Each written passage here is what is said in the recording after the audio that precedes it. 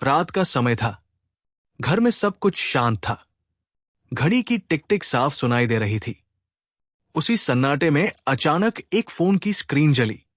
राहुल की नींद टूट गई। उसने करवट बदली और उसकी नजर स्नेहा के फोन पर पड़ी। एक मैसेज आया था, बस 2 शब्द, गुड नाइट, और साथ में एक हल्की सी मुस्कुराती हुई इमोजी। राहुल ने नाम पढ़ा। वो नाम उसका नहीं था। उस पल राहुल के दिल में कुछ टूट सा गया। वो वही लेटा रहा, फोन उठाया नहीं।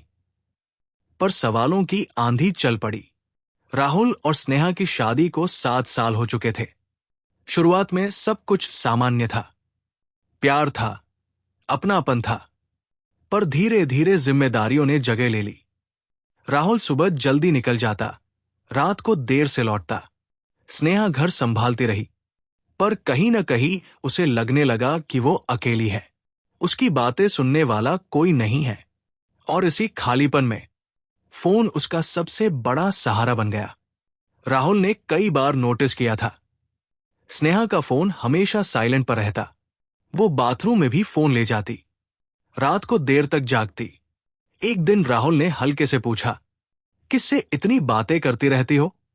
स्नेहा ने मुस्कुराकर कहा, अरे सहेली है। राहुल चुप हो गया, पर मन नहीं माना। वो नाम, अमन, उसके दिमाग में घूमता रहा। कुछ दिन बाद राहुल ऑफिस से जल्दी लौट आया। घर का दरवाजा आधा खुला था। अंदर से स्नेहा की आवाज आ रही थी, हां, मुझे भी तुम्हारी आदत हो गई है। राहुल वहीं रुक गया। उसके पैर जैसे जमीन में जम गए। फोन कटते ही राहुल अंदर आया। स्नेहा चौंक गई। राहुल ने बस इतना पूछा, कौन था? स्नेहा की आंखें झुक गई। कुछ पल चुपी रही। फिर वो बोली, ऑफिस का कलीग है, बस बातें होती थी। राहुल ने भारी आवाज में कहा, और मैं? उस सवाल का जवाब स्नेहा के पास नहीं था। उस रात दोनों सोए नहीं। कमरे में सिर्फ खामोशी थी। अगले दिन राहुल ने गुस्सा नहीं किया, चिल्लाया नहीं, बस घर छोड़कर चला गया। स्नेहा को पहली बार एहसास हुआ कि जिस इंसान को उसने सबसे ज्यादा नजरअंदाज किया, वही उसकी सबसे बड़ी ताकत था। कुछ दिनों बाद समाज बोलने लगा। रिश्तेदारों की बातें, पड़ोसियों की फुसफुसाहट। स्नेहा की मां ने कहा, घर बचाने के लिए औरत को झुकना पड़ता है। पर स्नेहा समझ चुकी थी कि गलती सिर्फ झुकने से नहीं सुधरती। उधर राहुल हर दिन खुद से लड़ रहा था।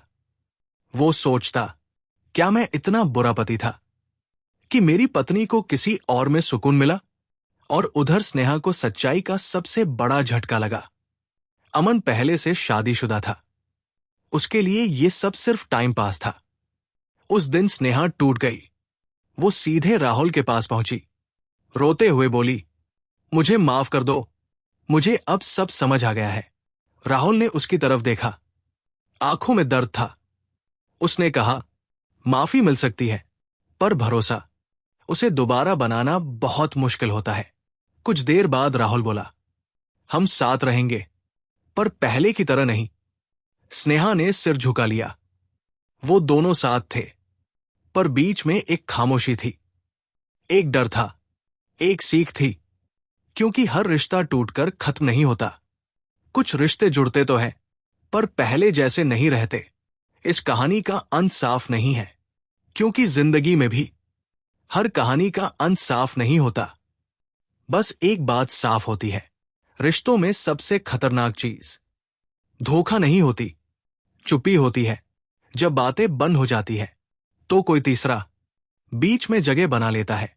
इसलिए अगर कोई अपना आपसे दूर लगने लगे, तो उसे टोकिए, पूछिए, समझिए, क्योंकि कुछ अपने सिर्फ इसलिए पराये हो जाते हैं क्योंकि हमने उन्हें वक्त पर अपना नहीं समझा।